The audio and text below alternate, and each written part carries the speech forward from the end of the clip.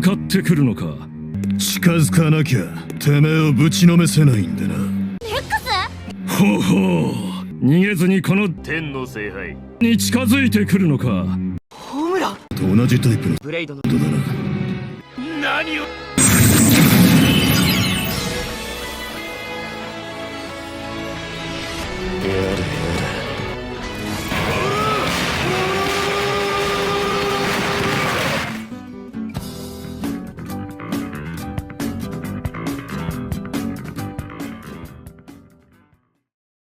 My goodness, is it that time already? Hello everyone, it's me, Maronic90, continuing from where we left off in the last episode of Power Scales, going over the scaling of Xenoblade series of games. If you don't know what's going on here or missed the first part for whatever reason, go check that one out. I lay down most of the groundwork there needed for this series of videos, and seeing too how fucking long these things tend to get, let's avoid me going over the same explanations as much as we can. Man, that Masters of the Universe Revelation video sure fucked me up, slowed down the production of this one, and others I'm multitasking, by at least a year. From now on, I'll make do like every politician should, and never make promises ever again. I swear.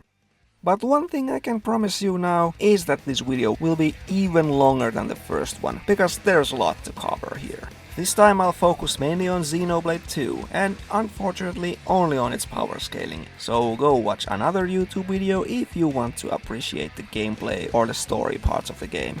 Alright, that's enough of that intro. Let's get to it. Also, hey, was that just now a JoJo reference?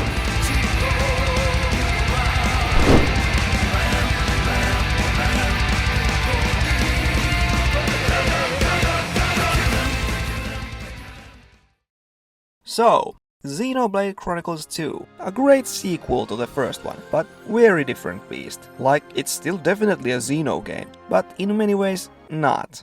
But hey, it put the franchise on the map more than ever before. Like, this game sold 98,000 copies in first week in Japan alone, which is more money than people spend yearly on condoms in Europe. I'm sure that people were in equal parts charmed and turned off by the new, more anime, gacha approach to the art style and gameplay mechanics. Not to mention even stronger accents the characters are equipped with. Whoa, nice! Oh no, my epic and totally not anime magic sword series, not anime by the way, is ruined. It's all magic waifu swords and stuff now. Xenoblade, how could you go all anime on me? No. Yeah, I don't know what to tell you, man. Go check out original Xenogears and Xenosaga games. This series was always anime. Xeno 1 just hit it a little better. But then again, so many of your favorite things are anime. They just disguise themselves so that purists, like the ones that think this is somehow argument against the piece of media, would pick it up. You know, like Battle Royale games, Star Wars or Lord of the Rings, Invincible, Castlevania, and all of Sumerian mythology. Pixar basically does fucking Ghibli movies. Or did. Fuck. Regardless, I definitely enjoyed this game, but preferred the original just a little bit more at the end of the day.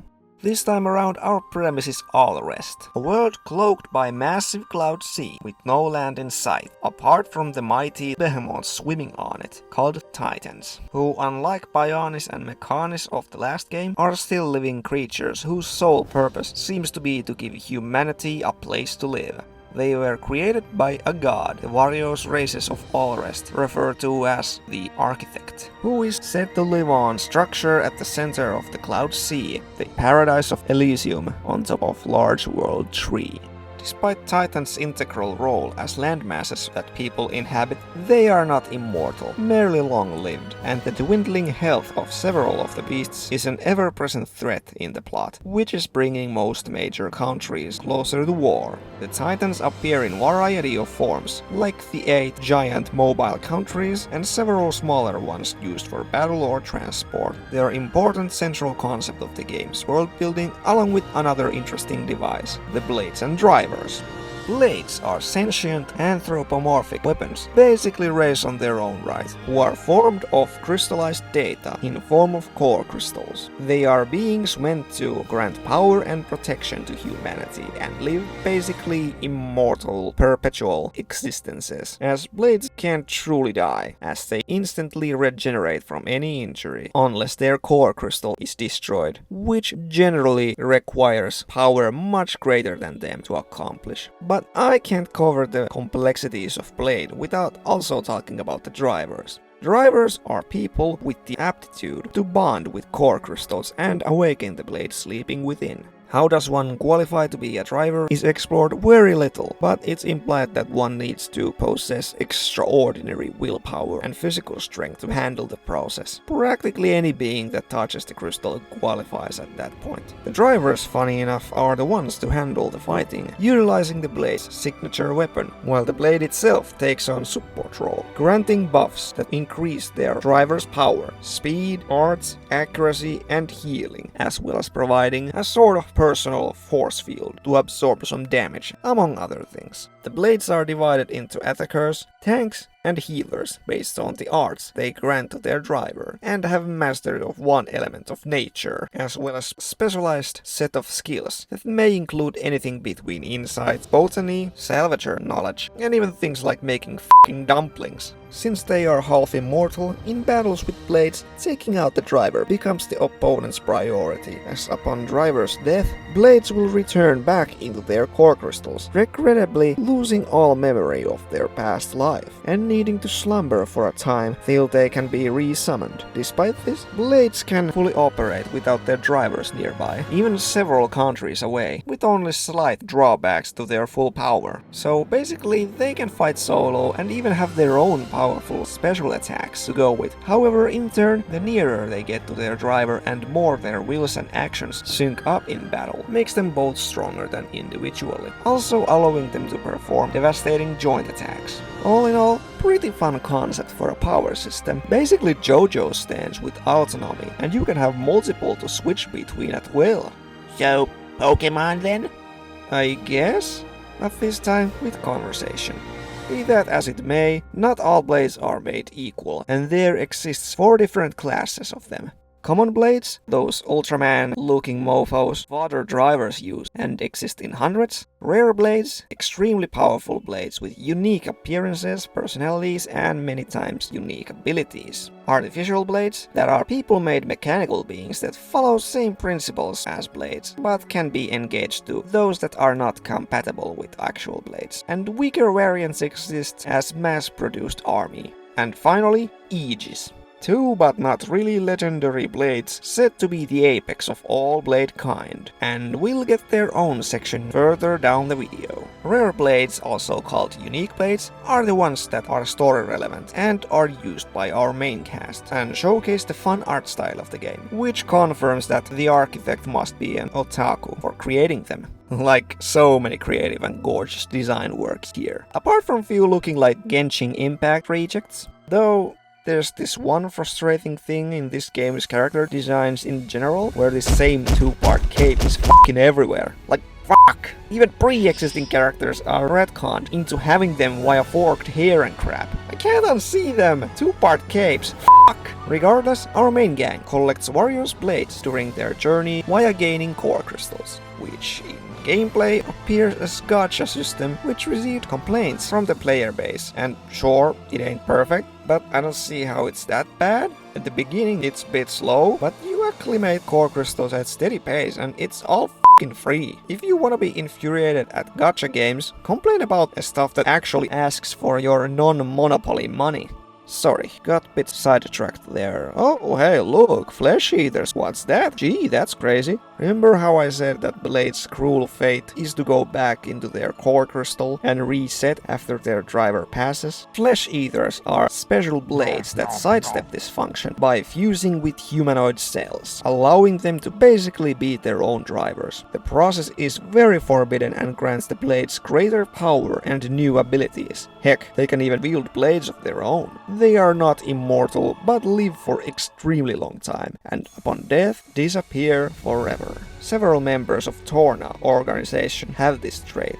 Blade Eater is the inverse of this, where a human driver is fused with part of Blade's core crystal, which doesn't really have the same benefits, seemingly only granting the power to wield Blade's weapon even without being engaged to them, as well as longer lifespans, while the blades who get eaten will die permanently upon their expiring. Zeke is part of this group, as is Praetor Amalthus, the only one who gains fucking superpowers from it, though his power likely has more to do with him having fused with cores of numerous blades. Technically, Rex would also be a Blade Eater, though his circumstances are very different, and I guess Vandham gained state like this when he tried fusing with his blade's weapons to gain power boost. Boy, that was weird. But if you fucking thought that that was the end of Blade lore, listen to this shit. Eventually, it's revealed that blades are not truly immortal, as part of their life cycles is to acclimate data about the world and beings around them via repeated life cycles and eventually evolve into a titan, which in turn births new blades from its body that will continue the cycle the same. This comes as shock to both the audience and our characters, which has to mean that this process takes far longer than 500 years, since Bridget and others like her have been around constantly switching drivers. No, screw that, it must take many thousands of years, since no one fucking knows this, even during Torna, the Golden Country's era. Only Tornans seem to know. Go figure how that works. Like last time, a blade evolved into a titan must have been like fucking prehistoric and shit. Plus, this system sucks major nuts. There are literally hundreds upon hundreds of blades, yet after all this time, there are only a handful of great titans, even by the time of Torna. Like, what was Architect smoking when he invented this useless piece of crap system to safeguard sentient beings instead of, creating some fucking land? No wonder the land's running out. Their god is really incompetent. But we'll talk about him in a few hours, give or take. As mentioned before, the pinnacle of all blades is Aegis, the central object of interest in the game. Aegis takes their name from mythical Greek armament. It is heavily discussed what it actually is, as it varies in the source text. Sometimes it's shield, sometimes armor, or even animal skin or skin of god, Amalthea. But its basic characteristics include that it's god-created armament wielded by the likes of Zeus, Athena, or even Nike, and it's basically the strongest defense of all. Yes, Xeno titles went from Jewish and Christian mysticism and reincarnations and robot waifus to, well, basically the same thing, but this time with Greek names. Actually, no, as the original Japanese name of Aegis is Tenno Seihai, aka Holy Grail of Heaven, object heavily connected to Christianity, as it's the cup that received the blood of Messiah upon them taking away mankind's sins, allowing it to perform miracles. So, this was neither JoJo nor a Pokemon reference. Blades are servants, drivers are masters, everyone fights over Aegis aka Grail, it's fate. Always was.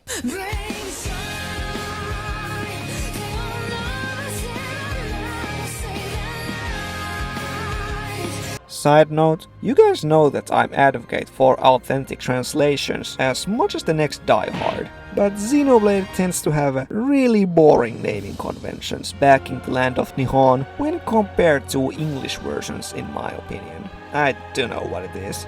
The Aegises were created to receive and manage all the data on life of all rest the blades constantly record and are to aid with their eventual evolution into titans. Atop the World 3, Aegises hold records of all of this data within themselves, which grants them some highly specific abilities like functioning as drivers on their own and ability to reconstruct damaged human bodies from that data by connecting to them, which is both how Pyra was able to save Rex by sharing her core crystal with him and would allow him to live without it if she were to die. They can also live past their driver dying, as shown many times in the game, and also possess vast combat and analytical abilities, and ability to command the artificers, mechanical beasts of various kinds that possess powerful abilities of their own. They also apparently take in the desires of their drivers and base themselves off of them. Like I said, fate. However, 500 years before the story proper happens, one elf-eared misanthrope called Amalthus made his way on top of the world tree and brought the two Aegis cores back with him to Alrest, which ended up fueling mankind's wars as weapons of mass destruction, making Amalthus kind of stand-in for likes of Prometheus and Wahan from mythology. This led to the legendary Aegis War and the events of the story, because Catholic Church must always play the bad guy. Oh no, it's the Catholic Church. Though, to game's credit, this time I didn't see the inevitable heel turn a mile away, despite that being my first reaction every time I see a church official in any JRPG. As mentioned, there are two Aegises, and despite sharing the aforementioned characteristics, they are also very different. So next we shall take a look at their individual abilities. The Aegis of our main character party originally takes the form of Pyra, a gentle fire-type blade seeking way back to Elysium to confront her creator, the Architect. In truth, she's only another identity created by Aegis's original form, in order to escape the traumas of Aegis War that devastated Alrest. This is Mythra, far more blunt and confrontational, light-type blade. So the Aegis the player gets to adventure around with is basically two people in one. They could have actually went with Pokemon way of doing things and released Xeno 2 Red and Yellow editions instead of one game with both characters. You know, double the extortion. But instead, they have a gacha, and it doesn't even use real money. Missed opportunities, Nintendo. Regardless, these two are easily the most popular characters in the series, while ironically being basically the same one. Pyra, as mere construction of Mythra, is stated to be far inferior. Her power literally just a shadow of Mythra, which is impressive considering how Pyra is still treated as legitimate top-tier blade from the get-go. Interestingly, however, she possesses abilities Mythra can't access, as evident when comparing the two's elements, fighting styles, and cooking. Especially that last one. Speaking of, Mythra prides herself in speed and vast destructive range. She possesses ability of foresight, which allows her, and by extension her driver, to glimpse at near future to avoid danger. Unfortunately, this ability is left vastly unexplored by the story, and how it functions is not touched upon in the slightest, unlike its counterpart in Xeno 1. But as per its general description and portrayal, it seems to calculate and predict movements of things before they happen. So, Sharingan. Man, the sequel really did go all anime in on us, huh? As you Smash Brothers players might know, Pyra and Mythra occupy the same body and can freely converse in their minds and change between who's on the driver's seat. While this leads to them delegating all the harder jobs and awkward moments to the other, it also grants them incredible synergy, also helped by the fact that they share their memories and knowledge. Basically, if you were to do a versus match or any other imaginary scenario with Pyra for example, she'd have the ability to turn into Mythra at will, and so on. They are both standard equipment for each other as much as any transformation would be for a shonen protagonist, because at the end of the day, they are basically just one character with two different personalities. At least till the final 10 seconds of the game. Regardless of their form, however, both are very powerful. It is made very clear at the beginning that they are world destroyers, the power of Aegis being able to change the face of Alrest itself, either saving it or destroying it. To avoid the latter, neither heroine is fighting at full power, basically at any point in the story before the endgame. Mythra especially holding back, even during Torna the Golden Country's era, where her driver, hero Adam, constantly stressed her to control her power, and despite their best efforts, all still went to hell, so that should show what kind of raw power the Aegises have compared to any regular blade, whom we'll scale later. One factor that makes their power so devastating are the mechanical artifices, basically their ultimate moves. Mythra wields two artifices: Siren, giant mech that can bombard the world with devastating blasts of light from orbit, as well as merge with Mythra, allowing her to fly and carpet bomb the hell out of everything. However, she uses this sparingly during the story. Second one is Ophion, a serpent-like guardian that created the Great Void at the base of the world tree. It also has various weapons and capabilities such as flight and automatic action. Mythra lost this artifice during Aegis War, however, because it jobbed, but would normally have it.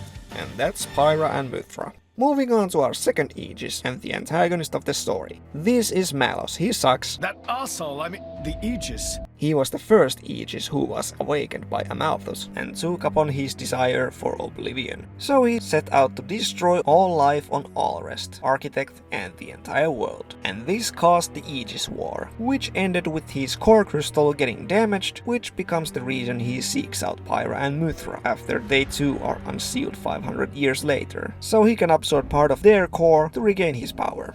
What a dick. Malos' main ability is to destroy matter in form of dark energy, and he can seemingly teleport. Notably, he wields peculiar-looking weapon that can cast various haxy arts, such as binding opponents, blowing them away, and increasing his already immense defense into sort of super armor, etc.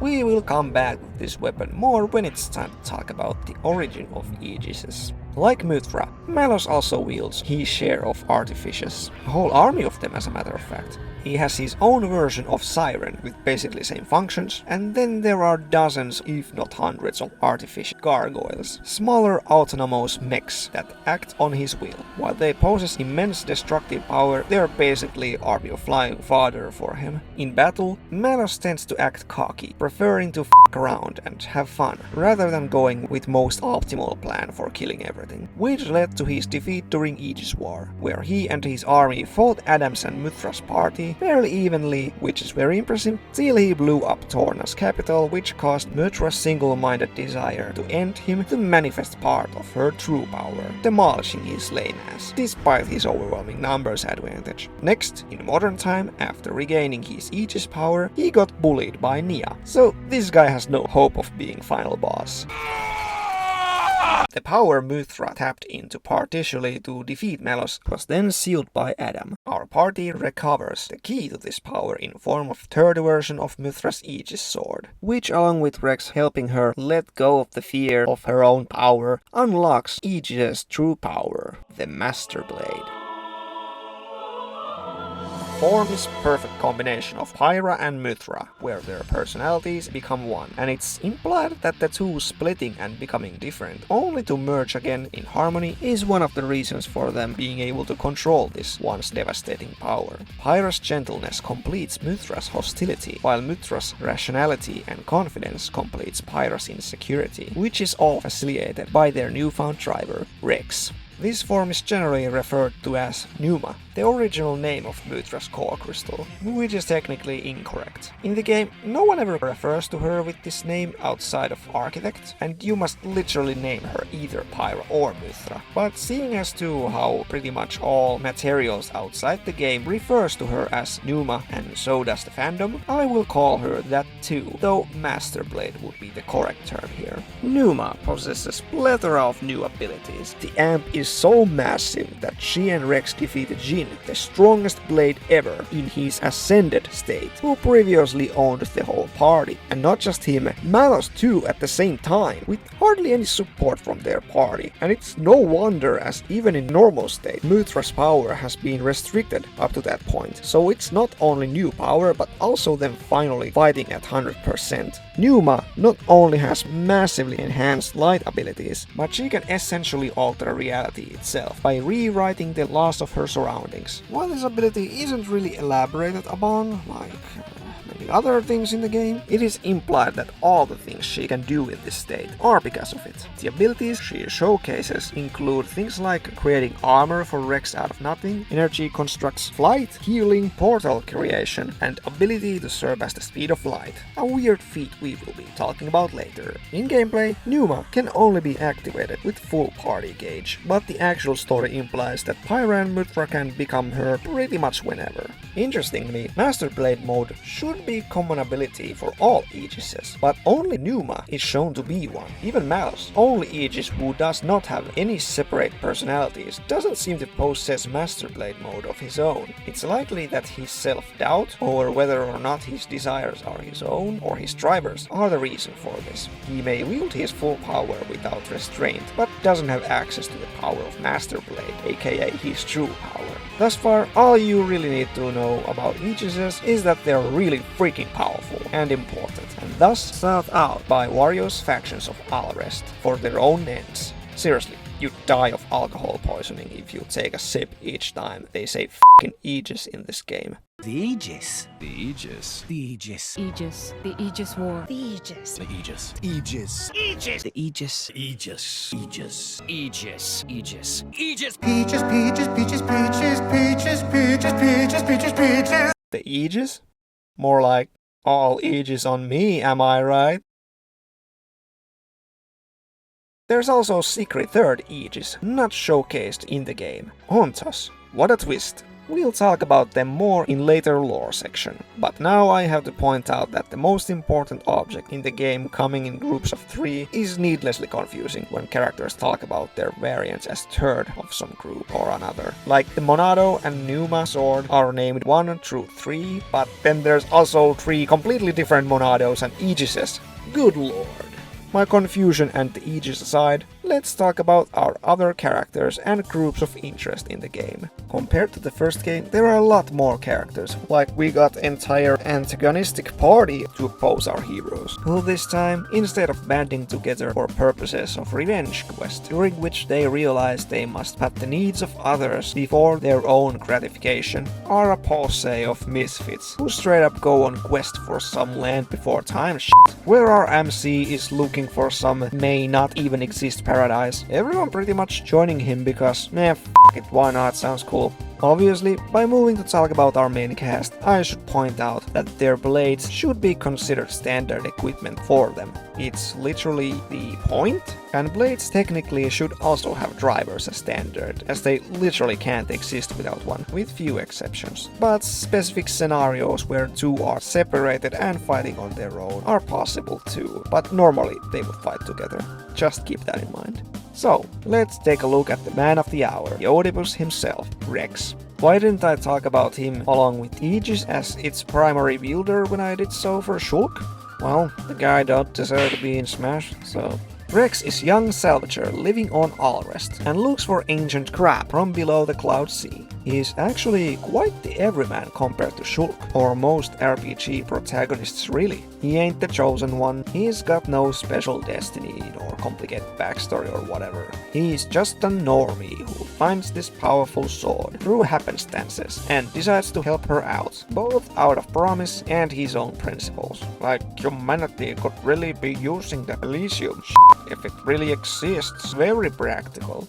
As the driver of Pyra and Mithra, all of Rex's abilities come from them, so all I said about them applies to him, which would include the Am from Master Blade mode, as Rex is shown to move in relation to Pneuma and do combos with her and so on, so he's definitely stronger. Rex on his own is pretty good boy, skilled fighter, has grappling hook he can use to topple foes, and is rather smart, able to match people who are dozens of times more experienced fighters, some with even hundreds of years of experience. These all sort of applies to the rest of the party as well. Also, is a bit of salvaging nerd. Regarding his shared weakness with Pyra and Mithra, due to Pyra sharing part of her core crystal with him, which intertwined their life forces. When Rex receives damage, it also shows up on his Aegis, which hampers the typical driver-blade dynamic, where the latter can make up for former's failings via support. It's definitely harder to do that when you groan in pain every time your driver struck. Pyra also lost her regen for this reason, and has to be healed via normal means. This weakness seemingly keeps existing even during Master Blade mode.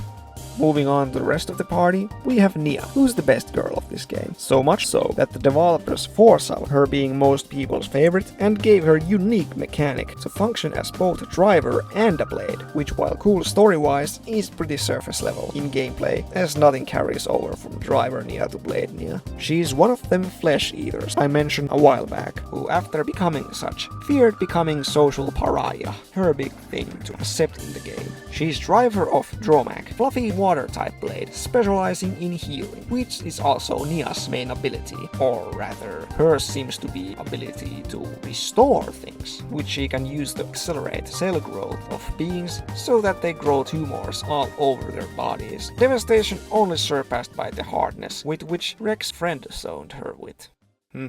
Seemingly. Next up is the Nopon, recruit of the game, Tora, and this guy... Man, this guy's the embodiment of all our dreams. ロマンありだろ。お前はまだ本当の山を見ちゃいないんだぜ。Initially from a long family line of basement-dwelling losers who couldn't bond with the Blade cores, they decided, "F*** it, if we can't summon cute Blade waifu, we'll fucking build our own," and they proceeded to grind themselves into genius engineers who finally achieved what millions of weebs across the history, aside from Pygmalion, could not. How may I be of service, Master? After the world ending like 2 times over, it seems that anime still triumphs. Or at least Shmentai. My atonement was doomed from the start. Introducing Poppy, amazing artificial blade, who thanks to her Wario's alt modes can give Tora Wario's different weapons, from defensive, ranged and offensive options, each with different elements. She also has functions like rocket-powered flight and super strength, noted to be great even among other rare blades. Morag, on the other hand, is the chief inspector of Amestris, always accompanied by her powerful fire-type blade, Bridget. Initially, they start as rivals to our gang, so they can capture the Aegis for the Empire, but they develop respect for the team. Their weapons are blue, flame-emitting swords that extend like whips. Morag definitely has most conventional battle experience and tactical mindset compared to the rest of the team, due to her military training. Together, they are both kinda super weapons for their country. The strongest blade and strongest driver. Final members are Team Rocket, I mean Zeke and Pandoria, also former rivals turned allies. Zeke is heroic, self-exiled prince of Kingdom of Tantal, as well as a blade eater. Pandoria is known for her electric attacks and sass because she a Pikachu. They possess blinding speed that surprises rest of the gang, but ultimately Zeke has that Lancer luck, which is the reason for the duo's constant slapstick failures. But in all honesty, Zeke might be the most OP motherfucker in the game. After all, he never truly unleashed the Eye of Shining Justice's power. He actually has the eye patch because he could only afford 1 contact lens at the time, guys. Also, special mention should go to Vandham and Rock, the badass mercenary duo that accompanied our team and gave their lives for them. Our time together may have been short, but he was still a party member to me. Damn it. I just remembered that I forgot to put spoiler warning at the beginning. Well, better now than never. And that's our gang. Just like the party of the first game, all of them have great team synergy and are more than the sum of their parts. Their power progression is a bit easier to follow visually this time as well, considering how about half of the cast evolves into stronger forms during the story, like in typical shonen series. And our main cast also get their asses beat much more frequently than most RPG parties, yet are able to climb up the power ladder afterward each time, though usually needing the previously mentioned power up for such. However, there is interesting factor to our party's total strength this time around, which I already hinted at. That is of course those gacha and other not story related blades one can obtain in this game. Each rare blade should be close to power of our main cast's blades, or at least not impossibly far behind, and many have unique hexes that could play out interestingly in versus scenarios. But most important thing the blades would grant to their drivers is numbers advantage. The sheer amount of things our party can do is astonishing considering they can wield veritable army of powerful beings. But most of the blades are gacha, right? Which ones count as canon and which don't? If I was to do versus etc. scenario with these characters, what would anyone have access to? Marionic, help! Don't worry. I'll answer all of these questions and more. Canonically, blades that should be considered bare minimum standard are the ones our characters receive and utilize due to the story progression. Rex would have Pyra, Mitra and Numa obviously, as well as beginner blade that he unlocks to test the blade system out, and Rock, who Vandham left him, as well as Nia towards the endgame, so all these blades should be considered his standard equipment. Nia herself is only ever confirmed to have Dromak, who she keeps even after she comes out as Blade, as seen in cutscenes, so I guess Rex technically gets him as well. Tora is confirmed to be unable to wield any blades aside from Poppy and her 2 variant modes. Morag has Bridget and later Aegon as well, as she's the only one who can bond with them, and Zeke has Pandoria. Those are all set in stone. Other blades the party gains through story progression, but lack set canonical driver include Wulfric and DLCs Rosette, Corvin, and Artificial Blade Poppy Buster. So all of them could be argued to be part of everybody's arsenals in Versus sense, aside from Torah, of course. Though, now that I think about it, Poppy Buster is controlled by Poppy, so she should definitely get that one. Those are the ones everyone would definitely have. But if you want to go with most highest estimate and just give everyone everything that can be collected via optional side quests and random core crystals, the party has, including all the blades I mentioned prior, 38 rare blades, technically 3 more as well, but we'll talk about those later, as well as exactly 324 common blades according to game files, most of which are fodder. However, in gameplay there is strict limit of how many blades you can employ or carry. Basically, if you max out everything, you can have 230 blades, so all 38 rares and 192 common ones can help out your party. That's quite an army, enough to flood most battles. But here's the thing, this limit is never elaborated on in canon. It might not even exist, and Rex and party could have all the blades in all rest if they collected them all somehow. But in gameplay, you can only have one out at any given time, whilst having 3 to switch between, obviously for gameplay balancing. But even in cutscenes, there's a limited amount of blades out at the same time. Most we can confirm is Rex being able to have Pyra/Muthra and Nia out simultaneously, as well as one extra blade that the cutscene focuses on. Some blade quests may have 2, like Telos one, assuming you engage both her and Cosmos to Rex. So largest group, one party member should be able to whip out simultaneously in fight is about 4, Rex having 5, via drawback loophole I mentioned. It's definitely a bit uncertain, but it's at least implied that they can't just summon an army at once or whatever, and would need to switch blades they have bonded to, assuming they can even take more than 4 in battle. I'd also like to point out that which side content blades are equipped to which drivers does not have set canon either, you can set them up with anyone. So in my opinion, if you were to do a versus battle with Rex or whatever, you could easily build up your dream team of blades accompanying him, based on either that max 4 blades team that can all be out at any time, or give him all 230 he can pull from, but only for that time.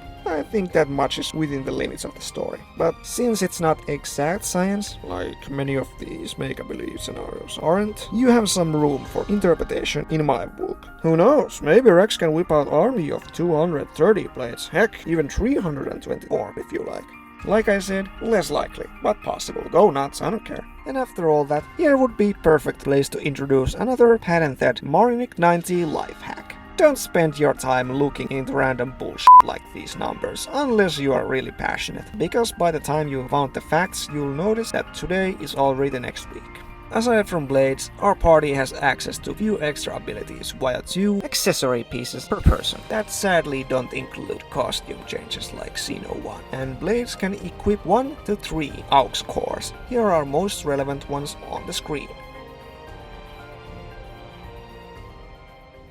Naturally, while talking about the main characters of the game, we must also take a look at the cast introduced in Torna, the Golden Country's side story, recounting the tale of the Aegis War 500 years ago, back when everyone looked like Fire Emblem characters. Our main gang consisted of 3 drivers, each possessing only 2 blades, so they are much easier to go over. Our basically main point of view character is Laura, whom you might recognize for having played the role of Imoto Icicle, and one of Jin's biggest motivators in the main story, as is the fashion these days. She's known for her martial arts skills and pioneering drivers using blades weapons before anyone really thought about it. Her first blade is Jin, who in present time is the leader of the antagonistic Torna organization. He's a type of generic cool looking anime guy that I just couldn't understand in the beginning, but as time went on and more was revealed about him, he grew to be one of my favorites in the game, especially after playing Torna. He's Ice type, known for his unparalleled speed, and is said to be the strongest blade to ever roam Torna. The country, not the group, but also yes, as well as one of all-time strongest blades ever, even before becoming a flesh eater, as a result of the tragic death of Laura, which only made him stronger. Haze is Laura's second blade, a wind type, with most OP ability, basically for no reason. That being a capability to disrupt ether, locking and even controlling movements and powers of any blades or ether-reliant beings in her vicinity, even bringing the mighty Aegis to their knees, despite their ability to mimic humans via their core crystal. But whatever. Curiously, another weaker blade, Obrona, wielded by this absolute serial killer looking bloke, Aegis, has similar ability, but it proved ineffective against Mythra, as according to Malos, she was not using either at that point, but something else, which refers to the power of Siren and the Conduit, which is not either, I guess? Plot holes aside, Amalthus could still control Mythra via stealing Haze's powers, though she eventually grew to resist these hacks. Next driver is Adam, the Torna prince, who in modern times is known as hero of Aegis War, who wielded Mythra against Malos. While he himself has various talents, he had pretty bad synergy with Mythra at the end of the day, and would not and could not use her full power effectively. His second blade, Minoth, is not his per se, but basically under his command, since this JRPG lacked the instrumental class of Gunner. He's a dark element flesh eater, who was originally Amalthus' blade, and only one in the party without any far-reaching hype. For f***'s sake, even Aegeon gets more bitches than this poor fella. Speaking of, our third driver is young Emperor of Mor Ardain, Hugo, an ancestor of Morag, who wields combo of fire and water via both Brigid and Aegeon. Brigid at the time was considered sort of a rival to Mythra, and they sparred frequently, though she only won once. And as I mentioned, Mythra was not allowed to go all out. Aegeon is here too, I guess, and is referred to as a jewel of Mor Ardain, in same sentence as Brigid, and has been used 500 years by the royal family, so that's a far better feat than most rare blades get. Now that everyone's out of the way and been introduced, let's rank the party members of both the olden golden days and the present time. Of course, Rex as Master Blade driver is so much above everyone, it's not even funny. He could likely solo rest here, since Jin in his awakened Devil Fruit mode could do so, and Rex comboed up with Numa surpass him. Plus he has Nia, the cat girl herself, easy second, at least if we count her blade form. She saved the entire party when they were getting pressed, and is generally implied to be strongest healer in the verse, and powerful as per her status as successful flesh eater, capable of f***ing up Malos when nobody else was making a clear headway against him. These feats were with Rex as her driver, but even without him she should be comparable, and still has access to Drawmac as her blade. Third place is a toss-up between Laura with both Jin and Haze, and Adam with Mythra and Minoth. Keep in mind, this is base Jin only. If we were to use the antagonistic Flesh Eater Jin, he'd be second on the list. So both of these groups were part of the party that couldn't make headway against base Malos, whom Nia semi-soloed. It was only when Mythra went Super Saiyan 2 ape shit due to external circumstances that she beat Malos, which wouldn't normally happen. But if we count that particular instance, Team Adam would go to the second place. As to why I think Team Laura might equal out or even beat Team Adam with restrained Mythra in it, well, while I agree that Adam etc. is hyped to be stronger from lore perspective, I feel that base Jin combined with Haze's ability to f*** up blades could edge them out. Zeke is likely next, going by his feat of solo fighting and blitz f***ing Rex's party prior to joining, his lower showings being due to bad luck. Morag is after him, while she and Zeke are stated to be on the same level, and both have feat of bodying Rex's party prior joining up. Zeke's feat is just far better. It's true that Morag wasn't part of that fight, but Zeke did better than she did in her own fight, and against stronger variants at that. Hugo is definitely below her. Not only can Morag have the same blades as him and more, he is implied to not be up there due to his age, but still has access to Brigid and Aegeon and has good statements. Tora is really hard to place due to Poppy's upgrades. She's always implied to be very strong, but her OG alpha form was stalemated by Morag, and her QT form was stalemated against Zeke. So QT Pi mode may actually be stronger than either of those two, but we don't really know. I'd place them just below Morag, unfortunately, due to them lacking impressive lore, like she and Brigid have, or feats like Zeke and Pandoria do, but in all honesty, probably higher. Nia's driver form would go here for similar reasons, apart from her never getting major power-ups unlike Tora, until the reveal of her blade form. And last, and in this case least, is Vandham. The guy was definitely above every party member when he appeared, but unfortunately, due to getting styled on so early in the story, he gets outscaled by everyone, who get much stronger after his passing. At best, he could maybe take on peak driver Nia, but that's it. I would like to point out that Haze is a fucking wild card. Her powers affect even Aegis, which is pretty stupid and leads to absolute plot holes of Laura just kinda finding her one day, meaning she wasn't used as a super weapon for some country before Amalthus got her and took half of her core for himself, while strong yet pretty vanilla blades like Brigid and Aegeon were major players. But the real problem I have with her is that she never uses her ability effectively. She should have used it to control Malus to stop him in the final battle, or even earlier, we see her using it on him, but after that she just doesn't. Torna's country getting blown to hell was technically her fault. LOL, I think any super strong blade would have 50-50 chance to beat her before she could use her absurd ability. At least if it's just her and maybe Laura. But anyway, there's the scale. Now that we have gone over every relevant set of characters and how they relate to one another, let us talk about the best part, aka the quantifiable feats. So, lot more AP stuff this time around, though most of it's pretty useless low tier stuff, such as Pyra and Rex smelting steel, etc., among other minor feats that happen in pretty much every battle. We don't really need to talk about those. Mythra's cooking might be one of the most destructive things I've f***ing seen though. I mean, it's implied to be able to one-shot everyone in the series. The most blatant scaling the game has to offer comes in form of Titan scaling I mentioned in my previous video. Titans are big. During the gameplay we obviously don't get to see their full scope, but they can be easily scaled to be as big as most major countries in our world. Urian Titan's size in particular can be determined off of Mechanus' sword in Xeno 3, placing it around 2,200 kilometers in width and 6,800 kilometers in length, considering its proportions are based on real-life blue whale. Not only did Malus kill or devastate many titans of similar size during the Aegis War, but literally all the relevant characters should scale above the maximum energy of titans. Torna party is able to fight and destroy several of Malus' artifice gargoyles, and while they are not weak by any means, characters never display any notable major struggle against them, and those are of course stated to have the energy rivaling even the largest of titans.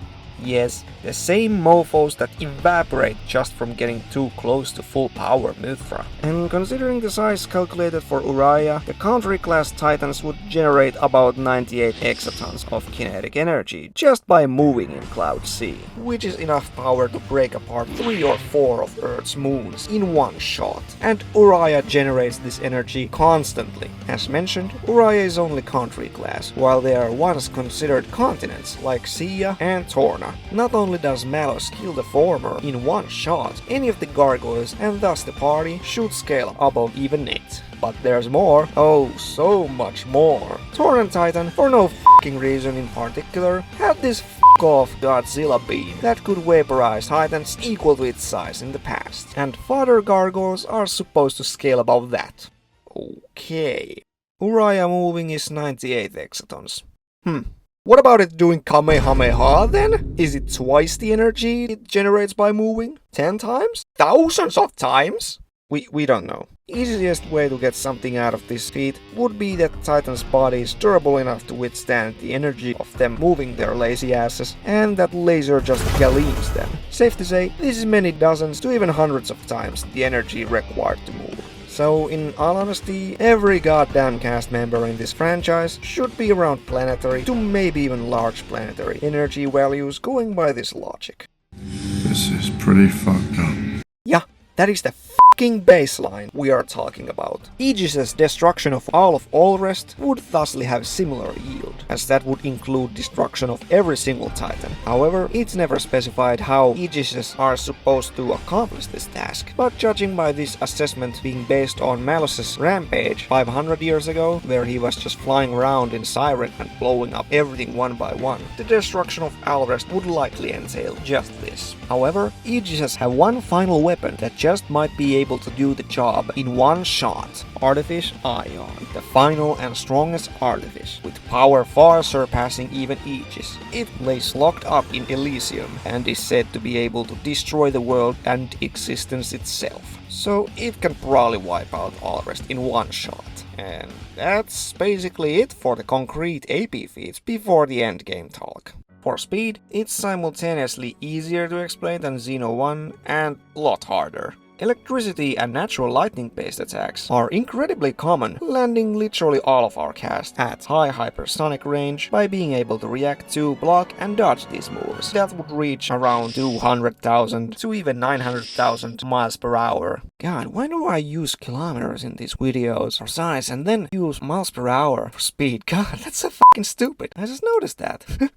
Most shining examples being electric type blades using natural lightning is Pandoria and Zeke, explicitly calling it Loud to Ground for their attacks. Light is also an element blades use, and light moves fast. Right about this fast, to be exact. That's quite the difference. Although light is a rare element, there are normal enemy types possessing it, and our party even has the fortune of traveling alongside one of the blades having it, that being Mythra of course, allowing them to scale to it as well. Not only do Mythra's attacks utilize photons, but they are verbatim stated to move at light speed on her stat screens, so pretty clear cut that this is actual light, and everyone is able to react to it. Objection! Jin, when he turns into his final fantasy form, says he's just reached light speed, and he stops light beam from Mythra's Gundam robot, and says that it's too heavy to be actual FTL. So the entire series is cap,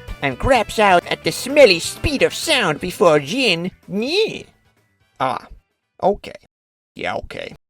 Let's talk about this controversial part of Xenoblade scaling next. This is all a bit weird in context of all those descriptive statements confirming Mythra etc. utilizes actual photons that can only move at the speed of light. Never slower, they are literally light particle after all. So is this dialogue supposed to retcon all those statements now? The whole of that scene is written a bit shittily, not gonna lie. Jin kicks everyone in the groin, says his light speed, and Pyra threatens her life if they don't leave her friends alone by pointing Siren's targeting beam at herself, which is light speed, and can kill even her if she amps its heat. But she herself would not be light speed, right? So all Jin's gotta do is blitz her before she can think of turning up the heat. And then she just fucking turns it off when the bad guys agree. What the fuck? Anyway, there's two different explanations for what this only just now lightspeed statement means. Jin himself says that his speed is due to his ability to control all elementary particles, which technically should mean he could go as fast as matter and energy could possibly go in the versus laws of physics. Yes, in real world speed of light is theorized to be the limit, but in fiction, and Xenoblade in particular, there should logically be many things that far surpass light. Otherwise, Xenoblade acts as space age literally can't happen.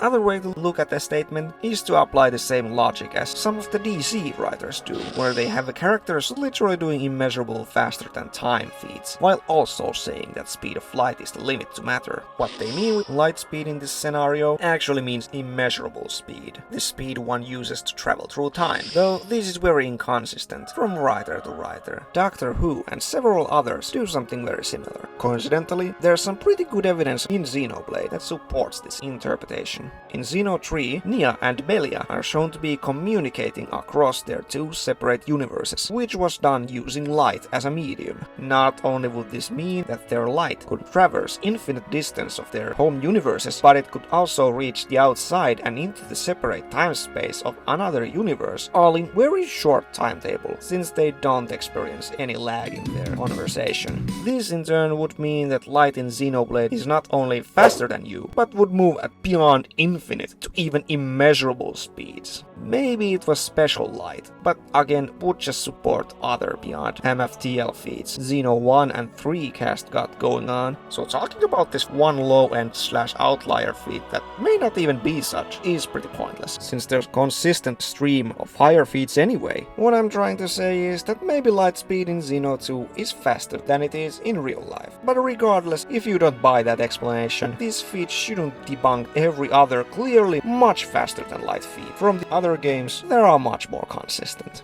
Ha! It's like you said, those feats only apply to the other games. Rex and Xeno Waifu Blade 2s don't scale, and they're the weakest game in the franchise.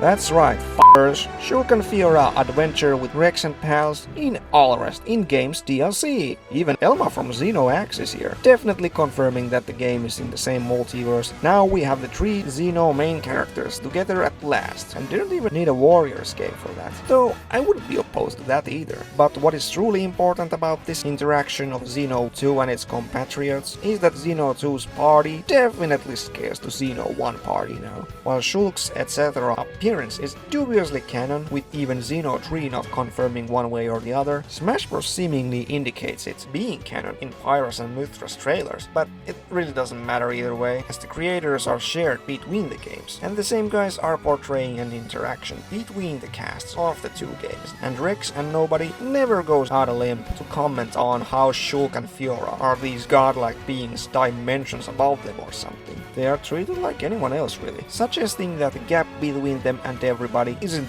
that unbelievable.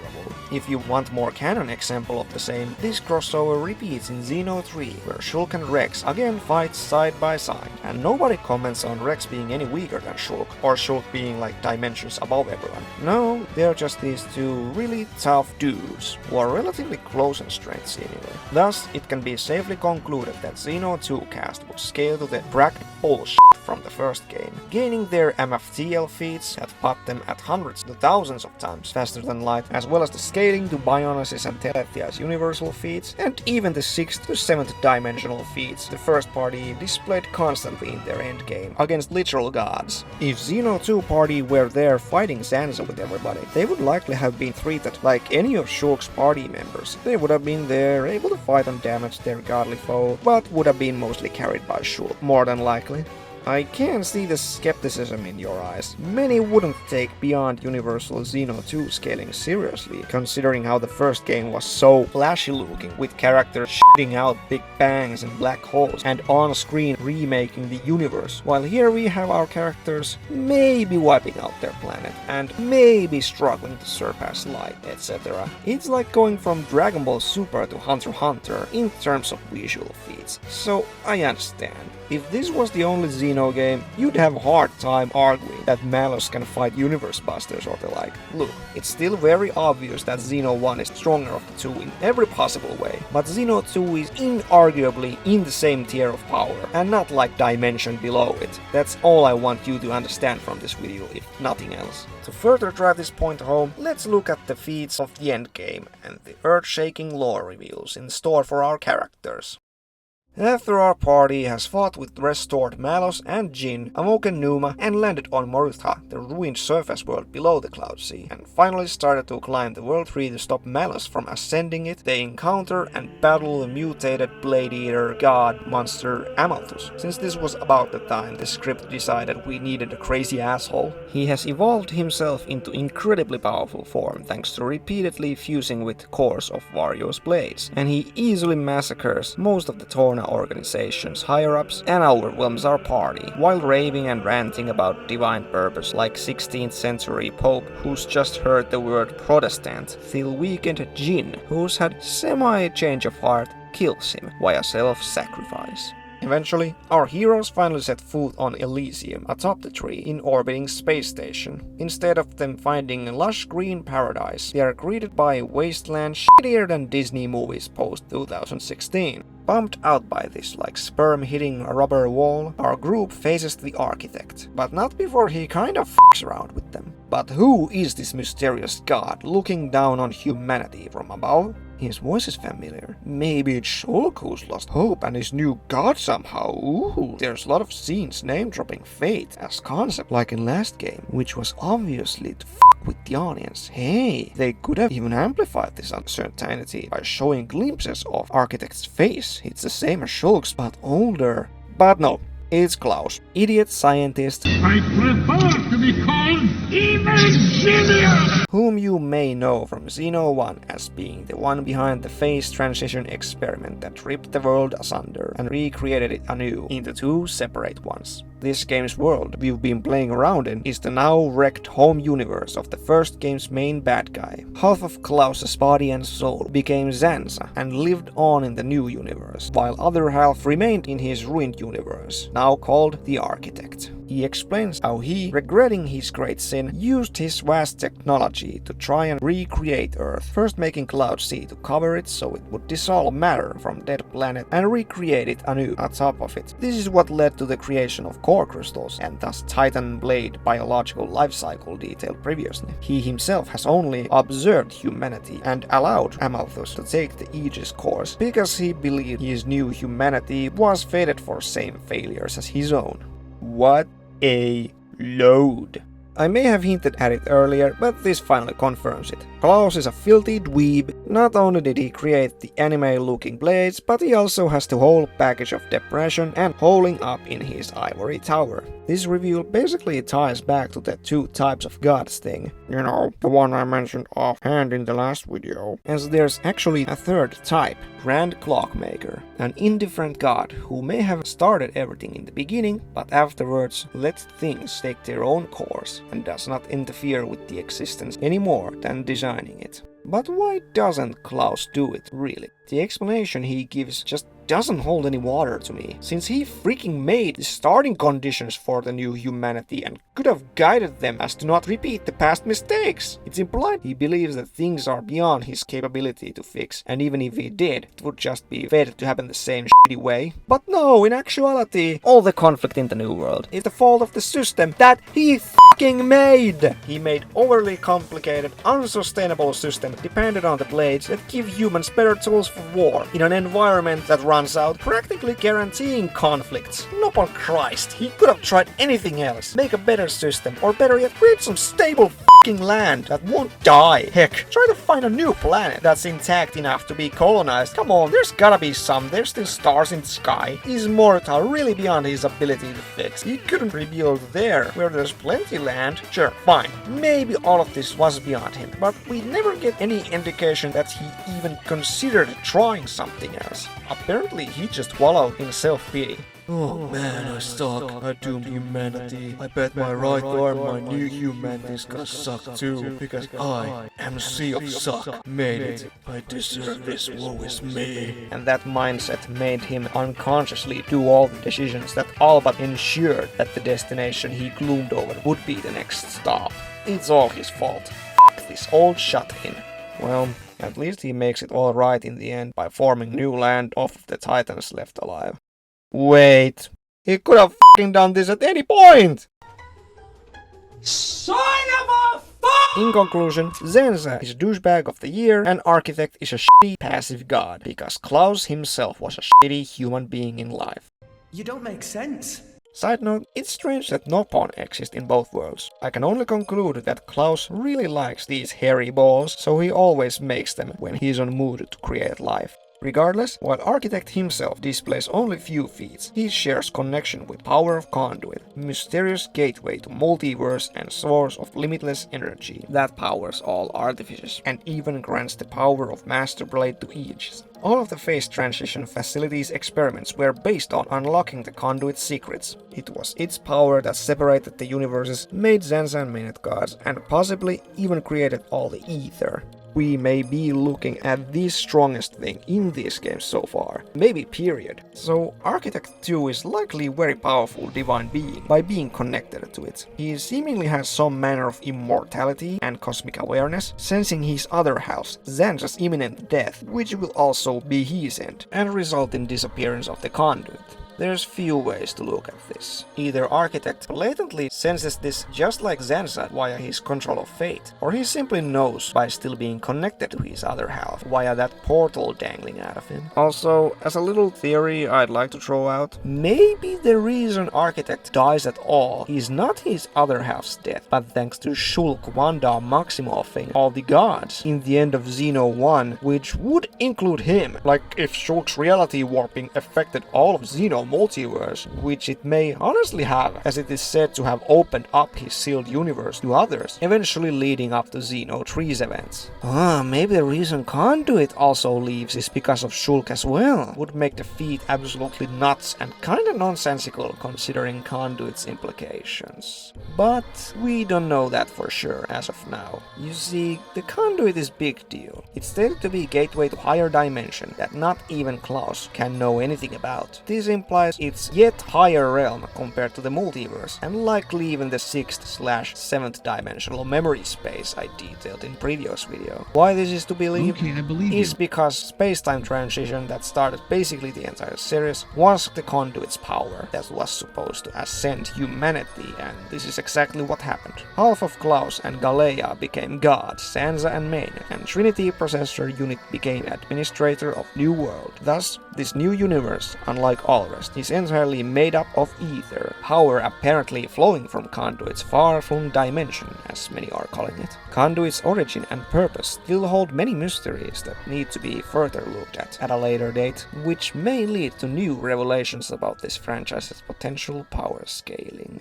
But now, let us move on to the last item on the list, the Trinity Processor Units and how they relate to one of the strongest individuals in the series. Trinity Processor was administrative computer of phase transition facility powered by 3 powerful AI units. They would later become the Aegis' core crystals to serve as foundation for the blade system, etc. Each of the Trinity units symbolize an aspect of Christian interpretation of Abrahamic God. Logos, Malus's original name, refers to both the Word of God and the Son aspect, aka Jesus Christ, the one that is preserver and the guider of the world. Pneuma refers to the Holy Spirit, ever-present light that connects everything together and to God, while Ontos' name refers to Father aspect, who is creator and destroyer of the world. To further this metaphor, each one's appearance in relation to other perfectly represents alchemic/mystical view on God. There's the masculine destructive side, feminine caregiving side, and hermaphrodite, the ultimate being that contains aspects of both. The joke kind of falls flat when they are named after Christian trinitial aspects instead of mystical ones, but yes, as you might have realized by now, Alvis is supposed to be Ontos, the Trinity Processor unit who disappeared during the space-time transition. Neat. Getting back to the endgame one final time, the story is about to wrap up with awesome battle between our party and Malus, now wielding the ultimate artifice, Ion. Ion is stated to complete the being of Aegis, and as the name suggests, is based on the concept of ions from Gnosticism, more specifically Ion Teleos, the perfect ion. Check out my previous video to learn more about this stuff, I guess. Ion is directly powered by energies of the Conduit, and according to Malus, capable of destroying all creation. While story context seems to suggest this just means all rest, Architect is well aware of the larger cosmos, and considering how Conduit's energy is higher dimensional, destroying the entire universe or even multiverse, maybe even all timelines, would be accessible to Ion via scaling, but we never actually see what it's capable of before it stopped. Nevertheless, Malus is still a failure, as our heroes fold him, which at the very least confirms that Master Blade Rex and Pneuma scale to Ion, as they are clearly carrying the battle, as showcased by group's prior interactions with Jin and base Malus. Of course, everyone else is stronger too, but still, as Malus lays dying, he reflects on how he might have ended up different if his driver wasn't the biggest jerk in the galaxy. However, due to Conduit's disappearance, World 3 starts to collapse, rubble threatening all rest. Pneuma, in seeming self-sacrificial moment, uses the last of Artifice Ion's power to erase the World 3, as well as Cloud Sea, though it's a bit unclear that might have been Architect's last act. But either way, yet another continental to possibly planetary feat to toss on the pile, judging by how much mass was moved in such a short time, I'd me it seems it was actually erased in the process as well, since we never see it again. Our party marvels at the sight of the new unified land, for all people of Alrest in form of remaining titans on the newly reviewed flat ocean. Everyone who weathered the storm for so long managed to reach that foolish dream at the end of everything. Everyone but the noble Aegis, who learned to fight alongside another and accept themselves. I'm just kidding. They survived by removing their core crystal and giving it to Rex, which is a thing they can do now. And some f***ing how Hydra and Mythra are separate entities now. Don't ask how, I don't have all the answers. Still, the last scene is genuinely touching, with everyone ready to greet their newfound world together, hoping to learn from past mistakes, and eagle-eyed fans can immediately notice similarity to ending of another piece of media. That's right. Love Flops copied Xeno 2.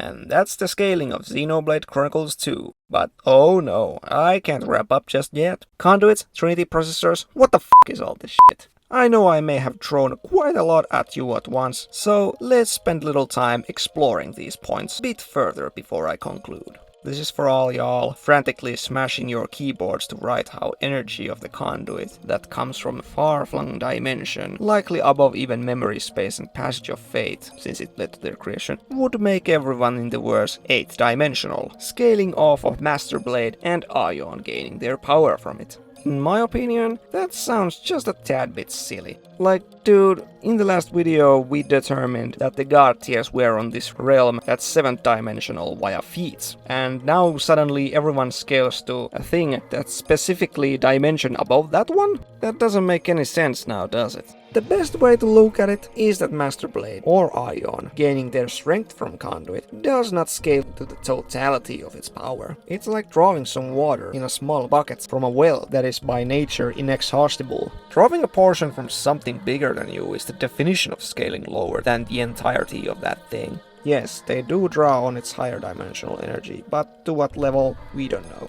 If we follow the logic that all ether is part of that same energy, which is contradicted in the game once or twice, I know, but I have a good reason to believe that this is the case. But following that logic, literally the tiniest microbe of Xeno 1 universe should be 7th to 8th dimensional, since everything there is made of ether, and that universe would have infinite ether, and timelines, etc. are higher infinities to it, so all things suddenly scale above the conduit.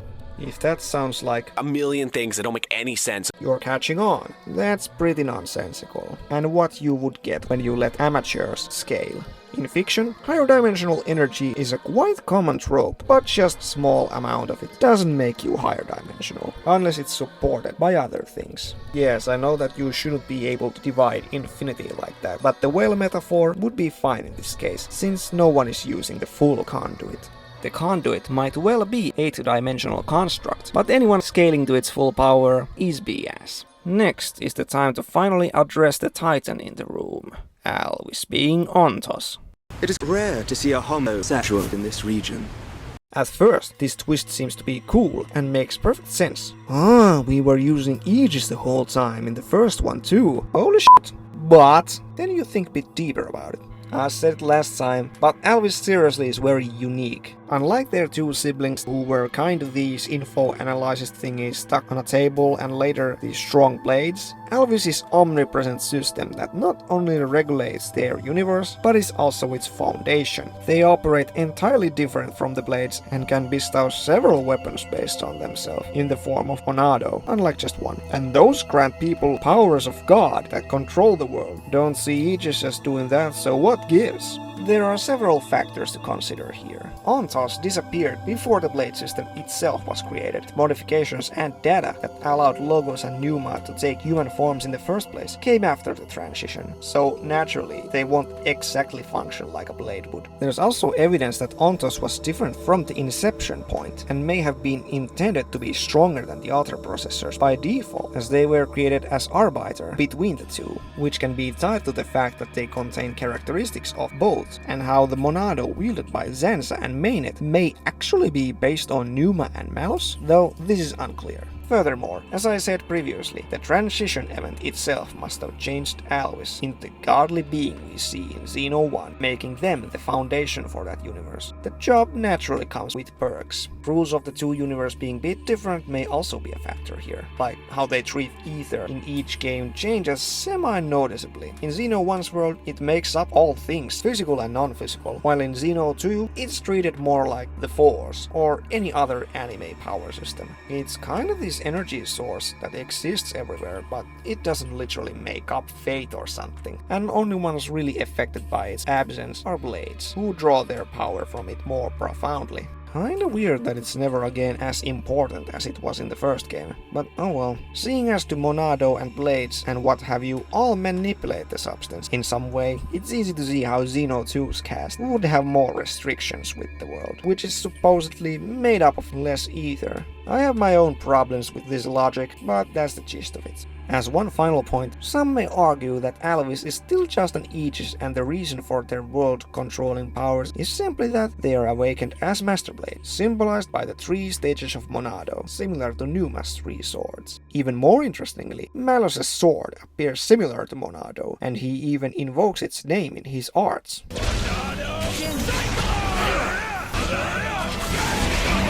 And Numa's sword has similar design and even abilities with Monado as well, if you squint.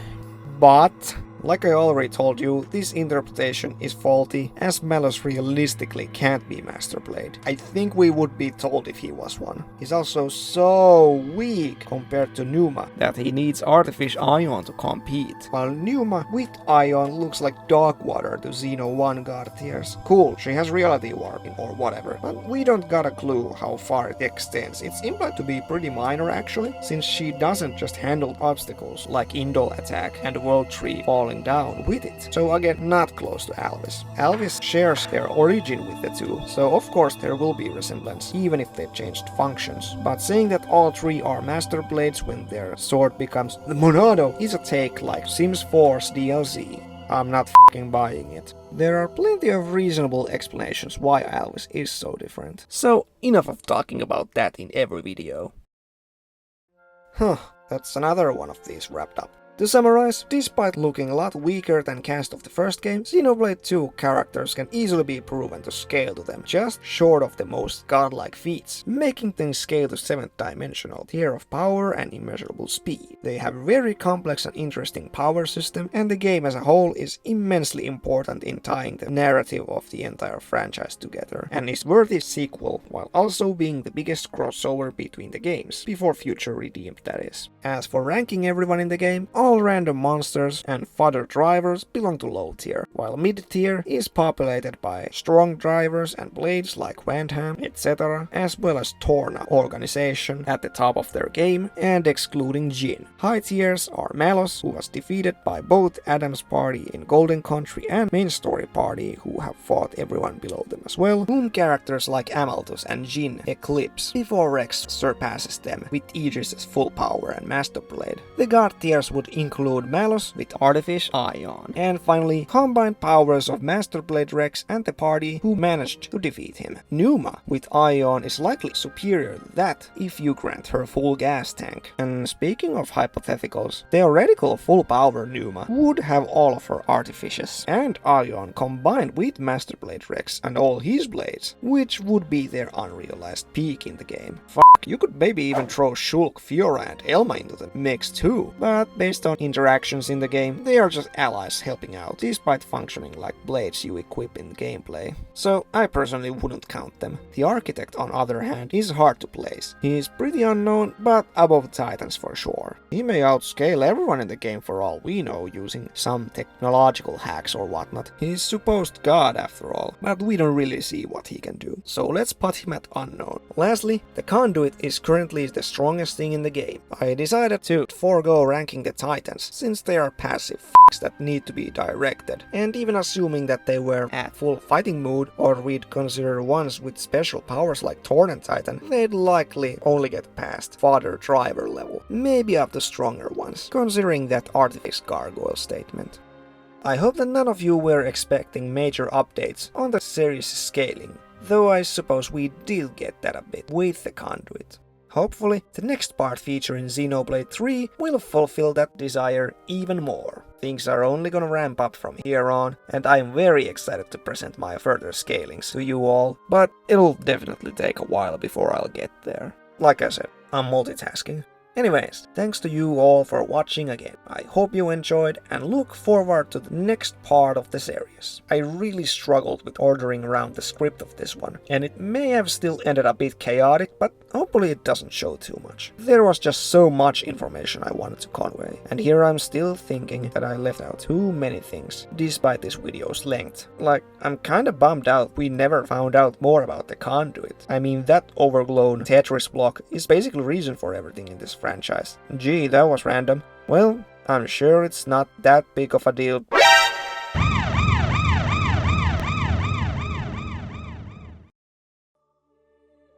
Preparations for the Zohar Link experiment are complete.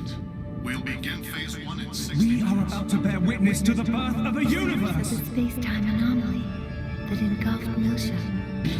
Once, only a god could perform such a miracle. But today, mankind moves one step closer to the divine. And I shall give them what they seek. The eternal recurrence. And one day, I found it.